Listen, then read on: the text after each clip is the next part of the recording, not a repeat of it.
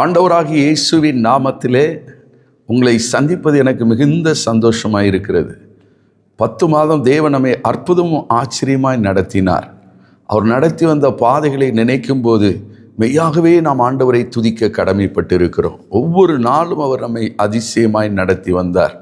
எனக்கு பிரியமான கர்த்தருடைய பிள்ளைகளே, இந்த 11ஆம் மாதத்திலும் தேவன் நம்மை நடத்தும் விதங்கள் அதிசயமாய், ஆச்சரியமாய், அற்புதமாய் இருக்க போகிறது. அதை நினைத்து எல்லாம் ஆண்டவரை ஸ்தோத்திரம் பண்ணுங்கள். நான் கயா என்கிற இடத்திலிருந்து இந்த செய்தியை உங்களோடு பேச ஆண்டவர் உதவி செய்திருக்கிறார். பீகாரில் உங்களுக்கு தெரியும், தேர்தல் நடக்கிறது. 6ஆம் தேதி ஒரு தேர்தல், 11ஆம் தேதி ஒரு தேர்தல், 14ஆம் தேதி ரிசல்ட் வருகிறது. ஆகவே தேசத்துக்காய் ஜெபிக்க தேவன் நமக்கு ஒரு அழைப்பை கொடுத்திருக்கிறார். அந்த அழைப்பை அடிப்படையில் பீகார் வர கர்த்தர் உதவி செய்தார். 7 இடங்களிலே 7 நாட்கள் உபவாச ஜெபங்களை ஏறெடுக்கவும், மக்களை ஜெபிக்க வைக்கவும் ஆண்டவர் என்னை அற்புதம் ஆச்சரியமாய் இந்த தேசத்துக்கு கொண்டு வந்திருக்கிறார். ஆண்டவர் 2 இடங்களிலே உபவாச ஜெபங்களை முடிக்க கர்த்தர் உதவி செய்தார். இன்னும் மீதி உள்ள நாட்களும் இந்த தேசத்திலே, மாநிலத்திலே ஜெபங்களை நடத்த நான் இருக்கிறேன். தொடர்ந்து நீங்கள் ஜெபிக்கும்படி உங்களை நான் அன்போடு கேட்டுக்கொள்கிறேன். விசேஷமாக கர்த்தருடைய பிள்ளைகளே, கண்மணிகளை காப்போம் திட்டம் தென்காசி மாவட்டத்திலே நிறைவேறி கொண்டிருக்கிறது. நம்முடைய வாலிப தம்பிமார் டீமாக போய் ஸ்கூல் காலேஜை சந்தித்து கொண்டிருக்கிறார்கள். கர்த்தருடைய பெரிதான கிருபையினாலே வாலிபர்கள் மத்தியிலே, ஸ்டூடெண்ட்ஸ் மத்தியிலே தேவன் ஒரு மறுரூபத்தை, மாற்றத்தை உருவாக்கி கொண்டிருக்கிறார். ஏற்கனவே நாம் தஞ்சாவூர் மாவட்டம் முடித்து விட்டோம். அடுத்து திருநெல்வேலி மாவட்டம் முடித்து விட்டோம். இப்பொழுது தென்காசி மாவட்டத்திலே இந்த ஊழியத்தை செய்து கொண்டிருக்கிறோம். கர்த்தர் கொடுத்த ஒரு பெரிய ப்ராஜெக்ட் இது. இதற்காக நீங்கள் தொடர்ந்து ஜெபிக்கணும். இதற்கு முடிந்த அளவு உங்களால் இயன்ற உதவிகளை நீங்கள் செய்யும்போது இந்த திட்டத்தை நாம் இன்னும் ஆக்கப்பூர்வமாக நாம் செய்ய முடியும். ஆகவே இந்த கண்மணிகளை காப்போம் திட்டத்துக்காக நீங்கள் ஜெபியுங்கள். அந்த டாக்ஸ் அடிக்கிறதுக்கு, வாகன செலவுக்கு, அதில் செயல்படுகிற ஒவ்வொரு வாலிப தம்பிமாருக்கும் ஆகார செலவு எல்லாவற்றையும் தேவன் சந்திக்க நீங்கள் ஜெபிக்கும்படி உங்களை அன்போடு நான் கேட்டுக்கொள்கிறேன். விசேஷமாக அதற்கு ஒரு வாகனத்தை வாங்க நாம் திட்டமிட்டு செயல்பட்டு கொண்டு இருக்கிறோம். கர்த்தர் சித்தமான இந்த வாரம் அந்த வாகனம் நம்முடைய கரத்தில் வர வேண்டும். அதற்காக நீங்கள் ஜெபியுங்கள். இந்த தரிசனத்திலே உங்களை இணைத்து கொள்ளுங்கள். அது நிச்சயம் உங்கள் பிள்ளைகளுக்கு ஒரு ஆசீர்வாதமாக இருக்கும். உங்கள் பிள்ளைகள் வாழ்க சிறக்க நீங்கள் இந்த தேவ தரிசன திட்டத்திலே நீங்கள் உங்களை இணைத்து கொள்ளுங்கள். மாதந்தோறும் உங்களால் இயன்ற ஒரு காரியத்தை இந்த திட்டத்துக்கு நீங்கள் உதவி செய்யுங்கள். கர்த்தர் நிச்சயமாய் உங்களை ஆசீர்வதிப்பார். அதுபோல் ஆலயம் கட்டும் பணி ஒன்று நடந்து கொண்டிருக்கிறது. இந்த மாதத்துக்குள்ளே அந்த பணியை நாம் முடித்தாக வேண்டும். அடுத்த மாதத்திலே அங்கு உள்ள கிராம மக்கள் அநேகர் வெளி வேலைகளுக்கும் அறுவடைக்கும் சென்று விடுவார்கள். ஆகவே அவர்கள் கேட்கிறார்கள், இந்த மாதத்தில் எப்படியாவது எங்களுக்கு கட்டி முடித்து விடுங்கள் என்று சொல்லி இருக்கிறார்கள். அந்த ஆலயத்தின் இந்த மாதத்தில் நாம் கட்டி முடிக்க வேண்டும். ஆகவே அந்த பணிக்காக நீங்கள் ஜெபியுங்கள். கர்த்தர் உங்கள் உள்ளத்தில் ஏவுவாரானால் ஏதாவது ஒரு பங்கை உங்கள் சார்பாக நீங்கள் செயல்படுத்த உங்களை அன்போடு நான் கேட்டுக்கொள்கிறேன். இன்னொரு ஆலயத்தை நாம் கட்ட இந்த மாதத்தில் துவங்குகிறோம். துங்காவி என்கிற ஒரு இடம் ஆந்திராவுக்கும் ஒரிஷாவுக்கும் மத்தியில் இருக்கிறது. பயங்கரமான ஒரு மலை பிரதேசம். அங்கே போகிறதுக்கே பெரிய கஷ்டம். அந்த ஃபோட்டோவில் நீங்கள் பார்ப்பீங்க. அந்த மக்கள் கூடி வந்து அந்த இடத்துக்குரிய அக்ரிமெண்ட்டை நம் கையில் கொடுக்கிறார்கள். அங்கே ஏறக்குறைய ஒரு 100 விசுவாசிகள் இருக்கிறார்கள். அவர்களுக்கு ஒரு நல்ல ஆலயத்தை கட்டி எழுப்புவது தேவனுடைய சித்தமாக இருக்கிறது. ஆகவே நாம் முடிந்த அளவு இந்த பூமியில் இருக்கிற நாட்களிலே கர்த்தருக்காக அவருடைய தரிசனங்கள் நிறைவேற நீங்கள் செயல்படும்படி உங்களை அன்போடு நான் கேட்டுக்கொள்கிறேன். பரலோகத்தில் உங்கள் பொக்கிஷங்களை சேர்த்து வையுங்கள். அது உங்கள் பின் நாட்களிலே பரலோகத்தில் அந்த பொக்கிஷங்களை பார்க்கும்போது உங்களுக்கு ஆச்சரியமும் அதிசயமாக இருக்கும். ஃபேமிலி டைரி ஒன்று ரெடி பண்ணி கொண்டு இருக்கிறோம். அந்த டைரி மிகவும் அற்புதமான டைரி. ஆண்டவர் எனக்கு கொடுத்த ஞானத்தின்படி அந்த டைரியை ரெடி பண்ணி கொண்டு இருக்கிறோம். கர்த்தர் சித்தமான டிசம்பர் 1 வீக்கில் அந்த டைரி வந்துவிடும்.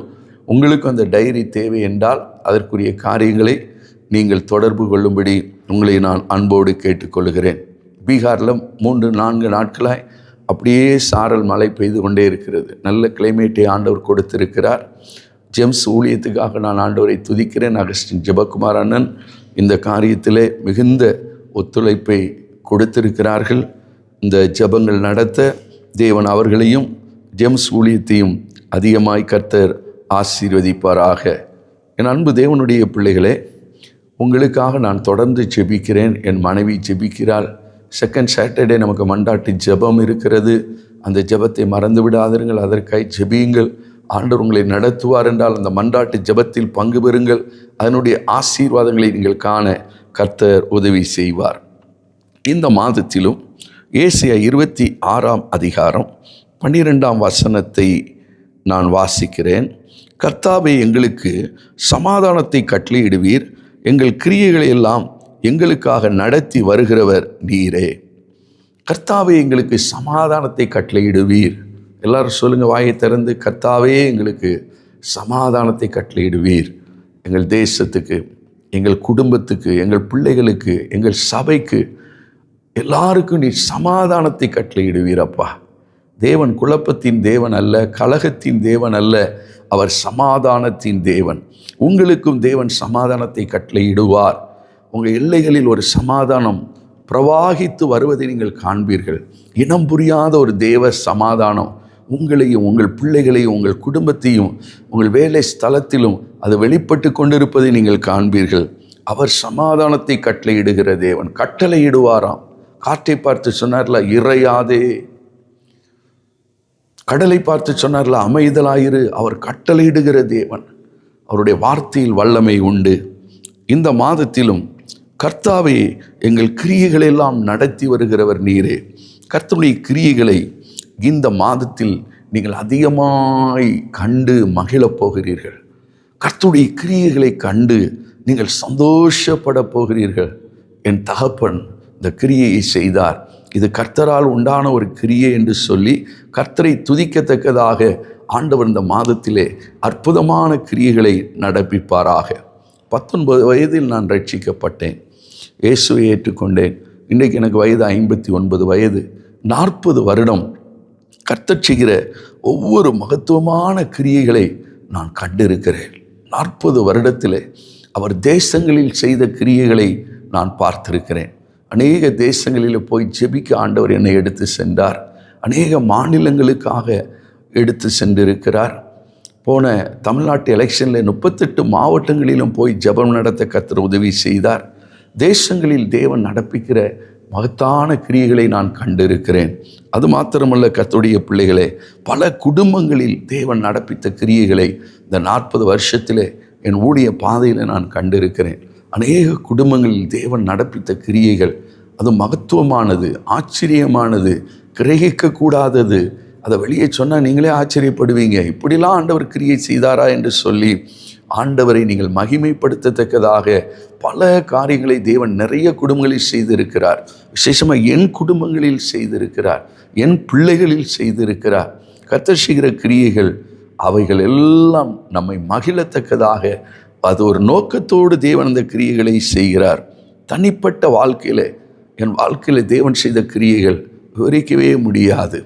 போன மாதம் ஒரிஷா போகும்போது விசாகப்பட்டினம் வரைக்கும் சென்னையிலேருந்து ஃப்ளைட்டு 5:30 மணிக்கு தான் நான் வீட்டில் தூங்கி எழும்புகிறேன். 1:15 படுத்தேன். திரும்ப 3:15 ஒரு சொப்பனத்தை கண்டு எழும்பி ஜெபித்தேன். 5:30 மணிக்கு தூங்கிட்டேன். 6:30 ஃப்ளைட்டு. என் மகன் ஜெகிட்ட சொன்னேன், சீக்கிரம் ஒரு ஓலா போடுப்பா. 6:30 மணிக்கு ஃப்ளைட்டு. ஆனால் 6:15 தான் நான் ஏர்போர்ட் உள்ளே என்ட்ராகிறேன். ஆண்டவர்கிட்ட ஜெபித்துட்டு போகிறேன். ஆண்டவரே, நீங்கள் தான் இதில் கிரியை செய்யணும், நீங்கள் தான் இதில் அற்புதம் செய்யணும். என்ன செய்வீங்களோ எனக்கு தெரியாது. உண்மை நம்பி நான் ஏர்போர்ட்டுக்கு போகிறேன். 6:15 ஏர்போர்ட் உள்ளே போகிறேன். ஸ்கேனிங்லாம் பண்ணி உள்ளே போகும்போது 6:30 மணி. அங்கே பார்த்தா டிஜிட்டல் போர்டில் போட்டிருக்கு, டிலே, இந்த ஃப்ளைட் மாத்திரம் டிலே என்று போட்டிருக்காங்க. அப்போ தேவனை துதித்தேன். நான் உள்ளே போய் நிற்கிறேன். போர்டிங் ஆரம்பித்து ஃப்ளைட்டில் போனேன். கர்த்தர் இப்படி தான் கிரியை செய்கிறார். பிரயாணங்களில் ஆண்டவர் செய்கிற கிரியைகளை நான் பார்த்துருக்கேன். எத்தனையோ பிரயாணங்கள் இந்த 40 வருஷத்தில் நான் செய்யாத பிரயாணங்களே இல்லை. எல்லா பிரயாணங்களிலும் தேவன் அனுகூலமான கிரியைகளை ஆண்டவர் செய்திருக்கிறார். அனுகூலமான கிரியைகளை செய்த தேவனை நாம் துதிக்க வேண்டும். அது மாத்திரமல்ல, தேவன் எதிரிகள் முன்பாக செய்த கிரியைகளை நான் பார்த்திருக்கிறேன். சத்துருக்கள் எனக்கு எதிரிட்டு வந்தார்கள், சத்துருக்கள் எனக்கு பதிவிருந்தார்கள். ஆனால் அப்படிப்பட்ட சத்துருக்களிடத்தில் தேவன் செய்த கிரியைகளை நான் பார்த்திருக்கிறேன். எனக்கன்பான தேவனுடைய பிள்ளைகளே, என் தேவைகளில் ஆண்டவர் செய்த கிரியைகள் விவரிக்கவே முடியாது. சொன்னால் சொல்லிகிட்டே இருக்கலாம். இத்தனை கிரியைகளை ஆண்டவர் செய்திருக்கிறாரா? அவருடைய கிரியைகள் ஆராய்ந்து முடியாதவைகள். ஏசாயா தீர்க்கதரிசி சொல்லுகிறார், கர்த்தாவே, எங்கள் கிரியைகளை எல்லாம் நடப்பிக்கிறவர் நீரே, நீர் மாத்திரமே. வேற யார் எங்களுக்கு இருக்கிறார்? வேற யார் எங்களுக்கு இந்த கிரியைகளை செய்ய முடியும்? உம்மைத்தானே நாங்கள் நம்பி இருக்கிறோம். நீர்தான் எனக்கு இந்த கிரியை செய்ய வேண்டும் என்று சொல்லி ஏசாயா தீர்க்கதரிசி சொல்லுகிறார். நீங்களும் இந்த மாதத்திலே கர்த்தர் செய்கிற சாதாரண கிரியை இல்லை, மகத்தான கிரியைகளை நீங்கள் பார்ப்பீர்கள். இஸ்ரவேல் ஜனங்கள் கர்த்தர் எகிப்திற்கு செய்த மகத்தான கிரியைகளை கண்டார்கள். ஆண்டவரும் உங்கள் சத்துருக்களுக்கு செய்கிற கிரியைகளை காண்பீர்கள், உங்களுக்கு செய்கிற கிரியைகளை காண்பீர்கள். என் அன்பு தேவனுடைய பிள்ளைகளே, விசேஷமாக தேவன் நம்முடைய வாழ்க்கையிலே இதுவரைக்கும் நடப்பித்த கிரியைகளுக்காய் நாம் ஆண்டவரை துதிக்கணும். இன்னும் கர்த்தர் கிரியைகளை செய்வார். யோபு சொல்றாரு, அவர் இடதுபுறத்தில் கிரியை செய்தும் அவரை நான் காணேன். அவரை நான் பார்க்கல, ஆனால் அவருடைய கிரியைகளை நான் பார்க்கிறேன் என்று யோபு சொல்லுகிறார். ஒருவேளை நாம் தேவனை இதுவரைக்கும் முகமுகமாய் பார்க்காமல் இருந்திருக்கலாம். ஆனால் ஆண்டவர் அவருடைய கிரியைகளை நாம் உணரத்தக்கதாக தேவன் அந்த கிரியைகளை வெளியரங்கமாக்குகிறார். தேவன் கிரியை செய்கிற தேவன். ஆதியாகமம் 2ஆம் அதிகாரம் 2ஆம் வசனத்தில் எழுதப்பட்டிருக்கிறது, தேவன் தம்முடைய கிரியைகளை எல்லாம் முடித்த பின்பு 7ஆம் நாளில் ஓய்ந்திருந்தார். அவர் என்னென்ன கிரியைகளை செய்ய நினைத்தாரோ அந்த கிரியைகளெல்லாம் செய்து முடித்து ஓய்ந்திருந்தார். நம்முடைய வாழ்க்கையிலும் சில கிரியைகளை செய்ய தேவன் திட்டமிட்டு இருக்கும்போது அதை செய்து முடித்த பின்பு அவர் ஓய்ந்திருப்பார். அது வரைக்கும் ஆண்டவர் தொடர்ந்து கிரியைகளை செய்துக்கிட்டே இருப்பார். அதனால் கர்த்தருடைய பிள்ளைகளை நீங்கள் சோர்ந்து போகாதங்க, பயப்படாதங்க. கர்த்தருடைய கிரியை முடிந்து போயிடுச்சோன்னு நினைக்காதங்க. அவர் தொடர்ந்து கிரியை செய்து கொண்டே இருக்கிறார். அவருடைய கிரியைகளுக்கு முடிவே இல்லை. அல்லேலூயா. இந்த நாளிலும் கர்த்தர் செய்கிற கிரியைகளுக்காக நாம் கர்த்தரை துதிக்க வேண்டும். இதுவரை கர்த்தர் செய்த கிரியைகளுக்காக எல்லாம் கரங்களை உயர்த்தி கர்த்தரை ஸ்தோத்திரம் பண்ணுங்க. எத்தனை அற்புதங்கள், எத்தனை அதிசயங்கள், எத்தனை நன்மைகள். ஆண்டவரை எல்லாவற்றுக்காக உம்மை துதிக்கிறோம். விசேஷமாக இந்த நாளில் நான் உங்களுக்கு கர்த்தர் செய்கிற 3 கிரியைகளை நான் சொல்லி ஜெபிக்க விரும்புகிறேன். விசேஷமாக தேவன் என்ன செய்கிறார்? ரட்சிப்பின் கிரியைகளை நடப்பிக்கிறார். லூக்கா 19:9 வாசிக்கும் போது, இன்றைக்கு இந்த வீட்டுக்கு ரட்சிப்பு வந்தது என்று ஆண்டவர் சொல்லுகிறார். நாம் கேட்கலாம், இது எப்படி வந்தது? இது எப்படி நடந்தது? ரட்சிப்பு என்பது கர்த்தருடைய ஒரு மகத்தான கிரியை. என் அன்பு தேவனுடைய பிள்ளைகளை, எங்கள் குடும்பத்தில் பார்க்கும்போது தேவன் ஒவ்வொருவரையும் ரட்சித்தார். அது தேவனுடைய கிரியை, மனுஷனால் அல்ல, தேவனால் வருகிற ஒரு கிரியை தான் ரட்சிப்பு. சகை வீட்டுக்கு கர்த்தர் சொல்றார், இன்றைக்கு இந்த வீட்டுக்கு ரட்சிப்பு வந்தது. இவனும் ஆபிரகாமுக்கு குமாரனாய் இருக்கிறானே. இந்த உலகத்திலே வெளியேறப்பட்டது ரட்சிப்பு. என் தகப்பனார் ரட்சிக்கப்படாமல் இருக்கும்போது, ஊழியங்களை தூஷித்து கொண்டு இருக்கும்போது, குடி பழக்கம் சுருட்டு பழக்கத்தில் இருக்கும்போது தேவனை நோக்கி நான் கதறி ஜெபித்தேன். வேதம் சொல்லுகிறது, ரட்சிக்க கூடாதபடி ஆண்டோடைய கரம் குறுகி போகவில்லை. நீங்கள் யாரையாவது முன்னிறுத்தி இவர்கள் ரட்சிக்கப்பட வேண்டுமே என்று சொல்லி கண்ணீர் விட்டு ஜெபிக்கும்போது தேவன் அவர்கள் நடுவே ரட்சிப்பின் கிரியையை வெளிப்படுத்துவார்.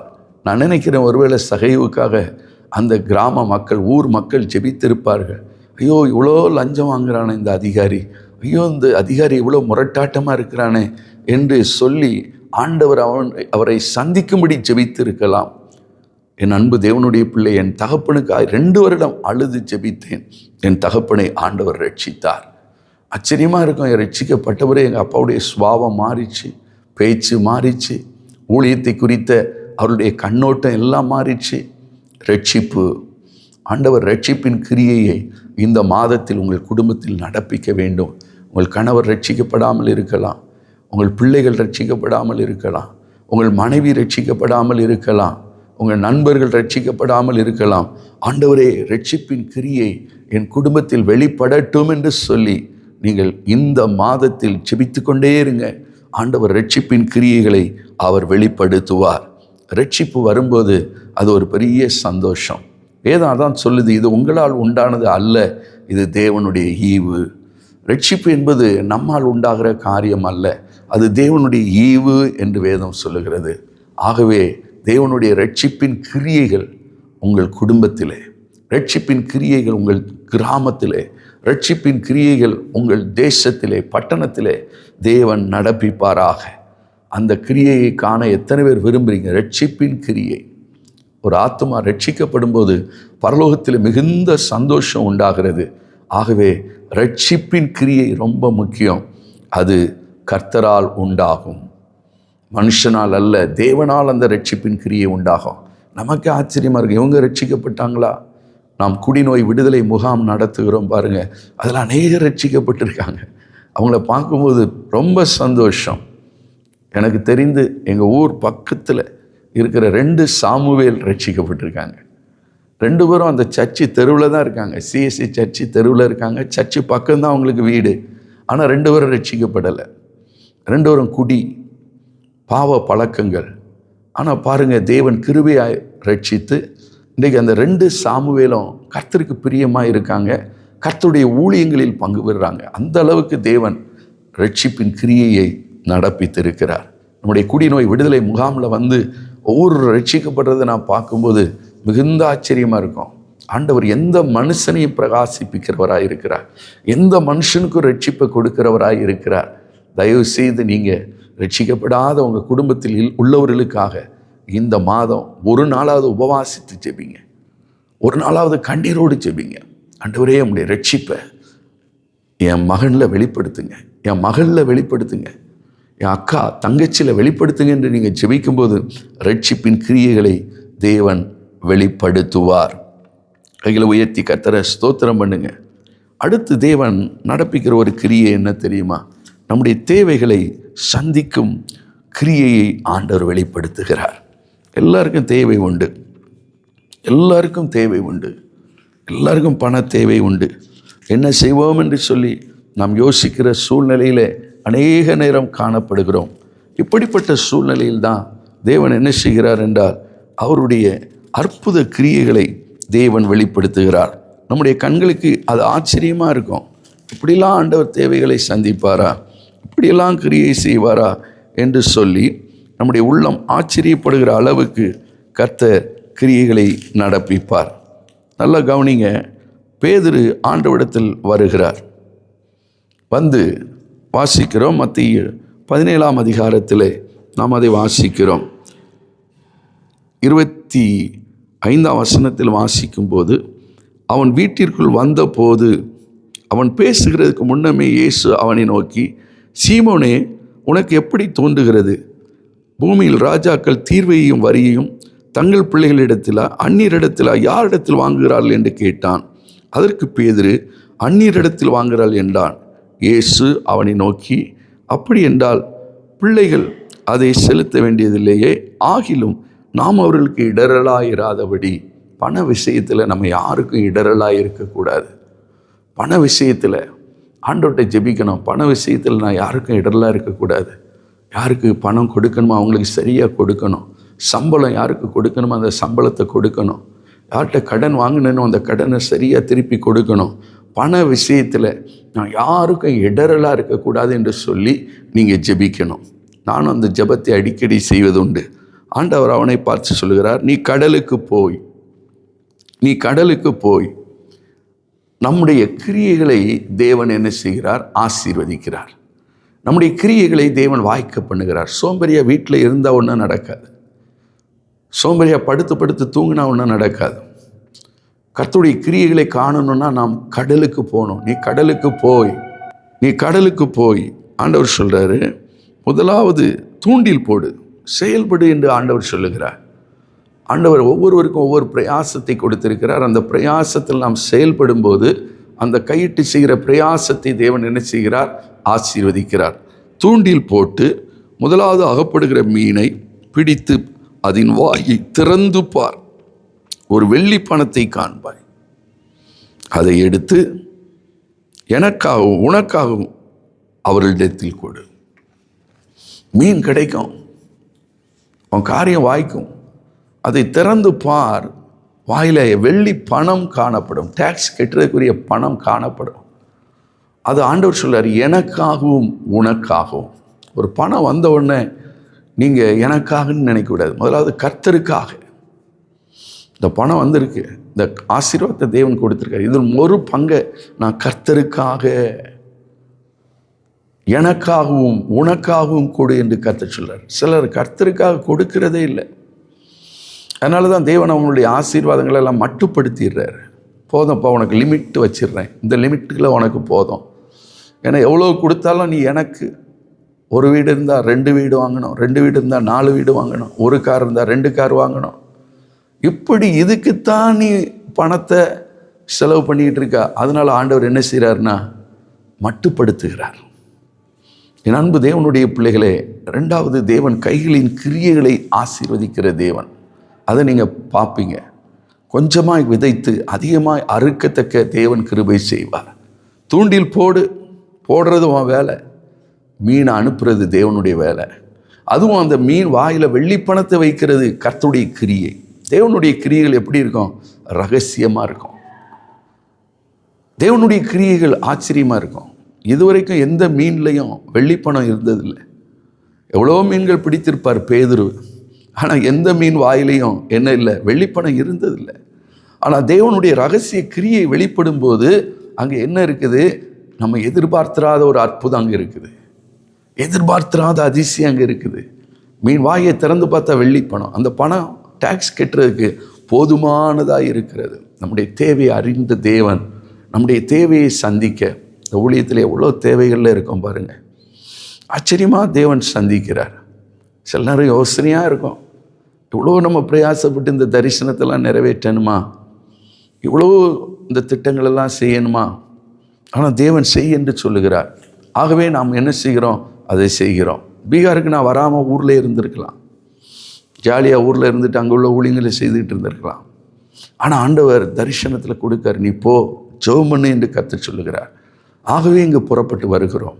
என் அன்பு தேவனுடைய பிள்ளைகளே, உங்கள் தேவைகளை சந்திக்க தேவன் அதிசயமான கிரியைகளை நடப்பிப்பார்.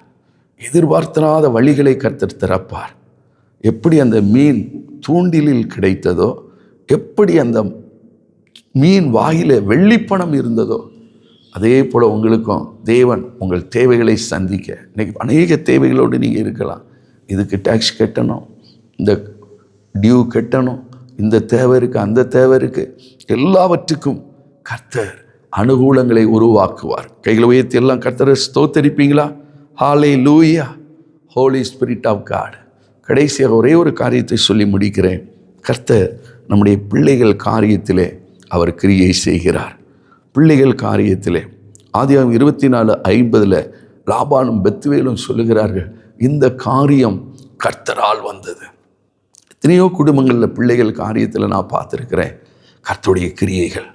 அவங்க படிப்பு காரியத்தில் எத்தனையோ பேர் சாட்சி சொல்ல முடியும். எத்தனையோ குடும்பங்களில் அந்த பிள்ளைகளுடைய படிப்பு காரியத்தில் கர்த்தருடைய கிரியை வெளிப்பட்டதை நான் பார்த்துருக்கேன். என் பிள்ளைகள் படிப்பு காரியத்தில் ஆண்டவருடைய கிரியைகள் வெளிப்பட்டதை நான் பார்த்திருக்கிறேன்.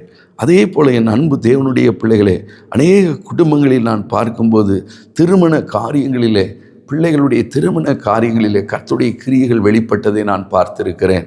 பிள்ளைகளுடைய வேலை காரியங்களில் வந்து சொல்லுவாங்க, என் பையனுக்கு வேலை இல்லையாம்பாங்க, ஆனால் கர்த்தர் உடனே வேலையை கொடுப்பார். ஆண்டவர் கிரியைகளை நான் பார்த்திருக்கிறேன். எத்தனையோ பிள்ளைகளுடைய வியாதி நேரத்தில் கர்த்தர் கொடுத்த சுகத்தை நான் பார்த்திருக்கிறேன். ஆண்டவர் நம்முடைய பிள்ளைகளுக்காக கிரியை செய்கிறவர். கைகளை உயர்த்தி எல்லாம் ஆண்டவரை ஸ்தோத்திரம் பண்ணுங்க.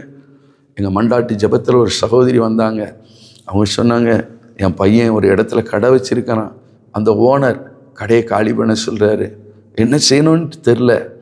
அவன் கடையை காலி பண்ணிட்டான்னா இனி எங்கே போய் கடை வைப்பான், என்ன செய்வான்னு தெரில. 3 மாதத்தில் கடையை காலி பண்ண சொல்லியிருக்காங்க அப்படி என்று சொல்லி ஜெபித்து விட்டு சென்றார்கள். நானும் ஜெபித்து அனுப்பினேன். அடுத்த மாதத்திலே தேவன் ஒரு வழியை திறந்தார். அந்த கடை இருக்கிற அதே ஏரியாவில் ஒரு மனுஷர், அவருடைய இடம் சும்மா இருக்குது. அவர் கூப்பிட்டு, தம்பி அந்த கடையை காலி பண்ண சொல்லிட்டாங்களாமே, ஏன் இடம் இருக்குது தம்பி, இந்த இடத்துல நீ கடையை கட்டு, இந்த இடத்த நான் உனக்கு கொடுக்குறேன், இந்த இடத்த நான் உனக்கு கொடுக்குறேன் என்று சொல்லி அந்த இடத்தை கொடுத்து அதிலே கடையை கட்டி இன்னைக்கு வியாபாரம் சீரும் செழிப்புமா நடக்குது.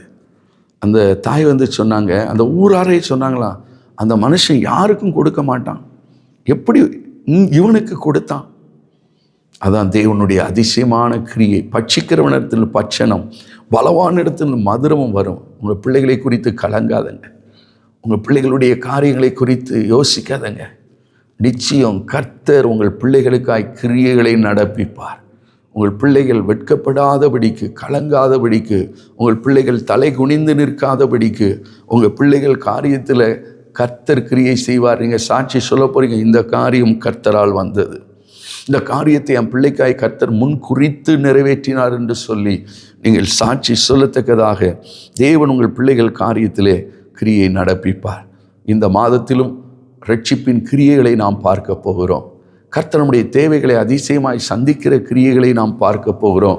விசேஷமாக நம்முடைய பிள்ளைகள் வாழ்க்கையில் ஆண்டவர் செய்கிற கிரியைகளை நாம் பார்க்க போகிறோம். எல்லாம் கர்த்தரை ஸ்தோத்தரிப்போமா, துதிப்போமா. நீங்கள் துதிக்கும் போதே ஆண்டுடைய கிரியை வெளிப்படும். நீங்கள் துதிக்கும் போதே மகத்தான கிரியைகளை கர்த்தர் வெளிப்படுத்துவார். உங்கள் குடும்பத்தில் ரட்சிக்கப்படாதவர்கள் ரட்சிக்கப்படுவார்கள். அல்லேலூயா, ஸ்தோத்திரம். உங்கள் தகப்பனாய் இருக்கலாம், அவர்கள் ரட்சிக்கப்படுவார்கள். உங்கள் தாயாக இருக்கலாம், ரட்சிக்கப்படுவார்கள். ஏதோ உங்கள் குடும்பத்தில் யாரோ ஒருவர் ரட்சிக்கப்படணும்ன்ட்டு உங்கள் மனம் ஏங்கி கொண்டு இருக்கலாம். அவருடைய ரட்சிப்பை நீங்கள் காண்பீர்கள். ஆண்டவர் நல்லா ஸ்தோத்திரம் பண்ணுங்க. ரட்சிக்கக்கூடாதபடி ஆண்டோடைய கரம் குறுகி போகவில்லை. ஆண்டவர் அவருடைய ரட்சிப்பின் கிரியைகளை உங்கள் குடும்பங்களில் வெளிப்படுத்துவாராக. அதே போல் உங்கள் தேவைகளில், உங்கள் பண தேவைகளில் நீ வெள்ளி பணத்தை காண்பாய் என்று சொன்ன ஆண்டவர் உங்கள் தேவைகளில் அவர் ஃபைனான்ஸில் ஒரு பிரேக் த்ரூவை உண்டாக்குவாராக. ஃபைனான்ஸில் குறைவுகளை எல்லாம் தேவன் நிறைவாக்குவாராக. ஃபைனான்ஸ் காரியத்தில் தேவன் நடப்பிக்கிற ஒரு மகத்தான கிரியைகளை நீங்கள் பார்க்க போகிறீங்க. நல்ல ஆண்டவரை ஸ்தோத்திரம் பண்ணுங்க.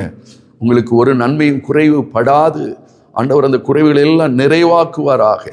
அப்படியே ஸ்தோத்திரம் பண்ணுங்க. விசேஷமாக பிள்ளைகள் காரியத்தில் கர்த்தருடைய கிரியை வெளிப்படும். கை வைத்து ஸ்தோத்திரம் பண்ணுங்க. உங்கள் பிள்ளைகள் காரியத்தை தேவன் பார்த்து கொள்வார். உங்கள் பிள்ளைகளுக்காக ஒரு வழியை தேவன் திறப்பார். உங்கள் பிள்ளைகளுக்காக ஒரு பந்தியை தேவன் ஆயத்தப்படுத்துவார். உங்கள் பிள்ளைகளுடைய நன்மையை கண்டு நீங்கள் மகிழத்தக்க காரியத்தை என் தேவன் கட்டளையிடுவார். எல்லாம் ஸ்தோத்திரம் பண்ணுவோமா, துதிப்போம். தகப்பனே, இந்த ஜெப வேலைக்காய் ஸ்தோத்திரம். இந்த நாளிலும் இந்த லைவ்ல ஆண்டவரை யார் யார் இந்த செய்தியை கேட்டுக்கொண்டு இருக்கிறார்களோ அவர்களுக்கு உம்முடைய கிரியைகளை வெளிப்படுத்துவீராகப்பா. ஆண்டவரே, எங்கள் கிரியைகள் எல்லாம் எங்களுக்காய் நடப்பிக்கிறவர் நீர். ஆண்டவரே, இதுவரை எத்தனையோ கிரியைகளை எங்களுக்கு நடப்பித்தீரே. ஆண்டவரே ஸ்தோத்திரம். இயேசுவின் நாமத்தில் நான் செபிக்கிறேன். ஆரா கோத்தோ ரோசியா கரமா, உம்முடைய பிள்ளைகளுக்காக கிரியைகளை நடப்பிப்பீரா. உம்முடைய கிரியைகளை நாங்கள் கண்டு சந்தோஷிக்க கிருபைத்தார். இயேசுவின் நாமத்தில் ஜெபிக்கிறோம் நல்ல பிதாவே, ஆமென். கர்த்தர் உங்களை ஆசீர்வதிப்பாராக. தொடர்ந்து நான் உங்களுக்காக ஜெபிக்கிறேன். எனக்காகவும் இந்த மாதம் மன்றாட்டு ஊழியங்களுக்காக நீங்கள் ஜெபியுங்கள். புதிய பாடல் ஒன்றை வெளியிட நாங்கள் ஆலோசித்து ஜெபித்து கொண்டு இருக்கிறோம். அதையும் ஆண்டவர் வெளியிட கிருபை செய்வாராக. அதிகாலை ஜெபத்தை குறித்த ஒரு பாடல் மிகுந்த ஆசீர்வாதமாக இருக்கும். இன்னும் ஒவ்வொரு ஊழியங்களுக்காய் தயவு செய்து நீங்கள் ஜெபிக்கும்படி உங்களை நான் அன்போடு கேட்டுக்கொள்கிறேன். உங்களுக்காக நானும் ஜெபிக்கிறேன்.